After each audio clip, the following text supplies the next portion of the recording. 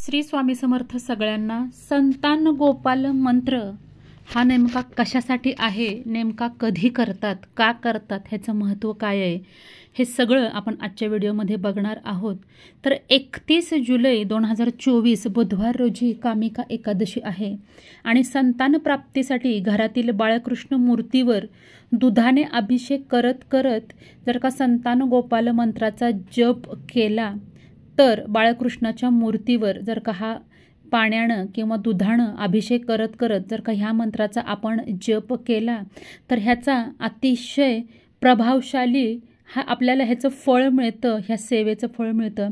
तर संतान गोपाल मंत्र हा एक शक्तिशाली मंत्र मानला गेला जातो, जो निरोगी मुलाच्या जन्माशी संबंधित अडथळे आणि अडचणी दूर करतो।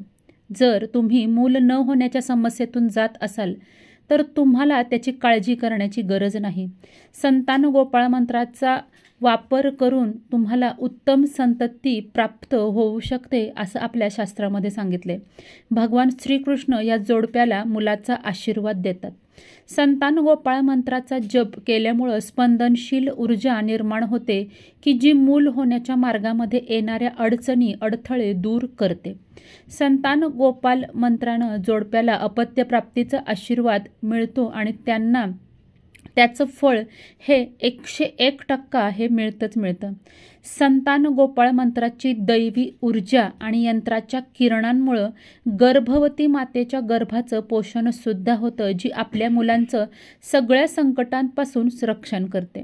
तर आपल्याला संतान गोपाळ मंत्र हा नेमका कुणी म्हणायचा आहे की ज्यांना मूल होण्यामध्ये अडचणी होत आहेत किंवा अडचणी येत आहेत त्या जोडप्याने सुद्धा म्हणायचं आहे।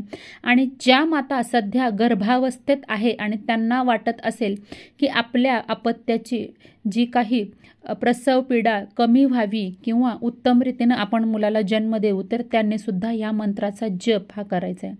संत गोपाळ मंत्राचे देवता आपले भगवान श्रीकृष्ण आहेत, जे की हिंदू पौराणिक कथामधील सगळ्यात प्रिय आणि पूज्य देवतांपैकी एक आहे।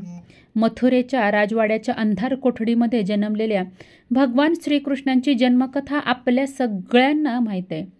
भगवान कृष्णांच्या जन्मादरम्यान त्यांची माता देवकी आणि वडील वासुदेव यांना ज्या संघर्षातून जावं लागलं होतं आणि वासुदेवांना नवजात भगवान कृष्णाला नंददेवाकडे पोहोचवण्यासाठीचा मार्ग मोकळा करावा लागला, तो त्यांच्या काका कंसापासून वाचवण्यासाठी की ज्यांनी भविष्यवाणीमुळे त्याला मारायचं होतं, ज्यांनी त्यांच्या बहिणीचं मूल त्याच्या मृत्यूचं कारण ठरेल असं चित्रण केलं होतं। ही एक धार्मिक कथा आहे की जी शतकानुशतकं प्रतिध्वनित आहे। गडद रंगामध्ये भगवान श्रीकृष्ण हे त्यांच्या शिकवणींसह पिढ्यांचे नेतृत्व करत मेंदूसह सौंदर्याचे प्रतीक आहेत।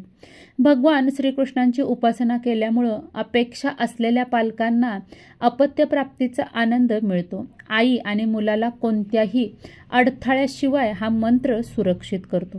तर हा संतान गोपाळ मंत्राचा जप आपल्याला नेमका करायचा आहे कसा, तर सगळ्यात उत्तम म्हणजे सकाळी प्रथम स्नान करणे आणि भगवान श्रीकृष्णांच्या मूर्तीसमोर बसून पूर्ण लाभ मिळण्यासाठी आपल्याला हा मंत्र करताना कर्त्या व्यक्तीनं तुळशीच्या माळेचा वापर करायचा आहे। कारण श्रीकृष्णांना तुळशी ही अतिशय प्रिय आहे। तुळशीच्या आपल्याला माहिती आहे की भगवान श्रीकृष्णांना कोणताही नैवेद्य आपण जेव्हा अर्पण करतो तेव्हा तुळशीशिवाय तो ग्रहण करत नाही। त्यामुळे आपल्याला तुळशीची माळ ह्या जप करण्यासाठी घ्यायची आहे।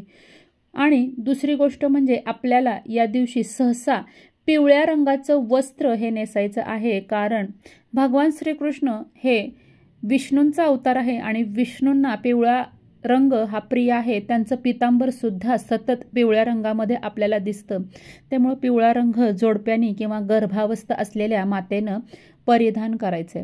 तर संतान गोपाळ मंत्र हा ओम देवकी सूत गोविंद वासुदेव जगतपते देहि मे तनया कृष्ण त्वामहम शरणम गतः हा साधा सोपा मंत्र आहे। ह्या मंत्राचा जप केल्याचे काय फायदे होतात, तर ह्याचे अनेक असे फायदे होतात।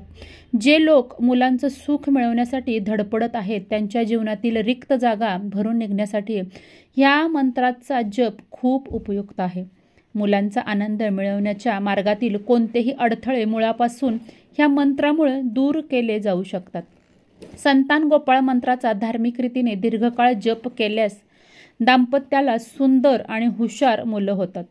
ज्या माता गर्भधारणेसाठी संघर्ष करत आहेत किंवा गर्भधारणेदरम्यान मुलं गमावत आहेत त्यांना खूप फायदे या मंत्रामुळे होतात आणि ते मूल सक्षम या मंत्रामुळे राहू शकतं. तर हा मंत्र करण्याचे फायदे हे तुम्हाला सांगितलेलेच आहेत. गरोदर मातेला हानिकारक ठरणाऱ्या सगळ्या नकारात्मक शक्तींपासून, ऊर्जेपासून, नकारात्मक जी ऊर्जा असते त्यापासून बचाव या मातेचा ह्या मंत्रामुळे होऊ शकतो. बऱ्याचदा वेगवेगळ्या परिस्थितींमुळे नवजात बाळांच्या आरोग्यासंबंधित समस्या या उद्भवतात. या मंत्राचा पाठ केल्यामुळे आरोग्याच्या संबंधित कोणत्याही समस्या ह्या आपल्याला भेडसावत नाहीत आणि निरोगी बाळंतपण सुनिश्चित होतं. बाळाच्या जन्मादरम्यान किंवा प्रसूतीनंतरच्या अवस्थेत सुद्धा आईचं आरोग्य ही एक मोठी चिंता असते. त्यामुळं ह्या मंत्राचं नियमित पठण केल्यास आईचं आरोग्य सुद्धा चांगलं राहतं किंवा त्याला जलद बरं करण्यासाठी ह्या मंत्राचा चांगला उपयोग होतो. या मंत्राचा उच्चार करण्याची उत्तम वेळ म्हणजे पहाटेची वेळ. आंघोळ करून पहाटेच्या वेळी 108 वेळा किंवा 28 वेळा आपल्याला तुळशीच्या माळेवर या मंत्राचा जप करायचा आहे. ज्या या संतान प्राप्ती मंत्राचा पाठ करू शकतात अशा गरोदर स्त्रिया किंवा जोडपं मूल होण्यासाठी जे प्रयत्न करत आहेत यांच्या तोंडून हा जप भगवान श्रीकृष्णांना आपल्याला बोलायचा आहे. मूर्तीकडे तोंड करून जप करायचा आहे. भगवान श्रीकृष्ण अनेक प्रकारे आणि रूपांनी आपण पूजतो. त्यातलं एक रूप म्हणजे मुलाचं रूप, बाळाचं रूप. आपण बाळकृष्ण आपल्या प्रत्येकाच्या घरामध्ये असतो. बाल्य स्वरूपाची पूजा आपल्याला करायची. कृष्णाची भक्ती आणि संत गोपाळ मंत्राचा जप केल्यानंतर मुलाचं सौभाग्य हे प्राप्त होतं. सुंदर आणि हुशार अपत्य आपल्याला मिळतं आणि त्यांच्यावर भगवान श्रीकृष्णांचा आशीर्वाद हा सतत असतो. आई बनू इच्छिणाऱ्या महिलांच्या मार्गात जे काही रोग अडथळे निर्माण होत असतील तर त्यांच्या आरोग्यामध्ये हळूहळू सकारात्मक परिणाम हे आपल्याला हळूहळू दिसून येतात.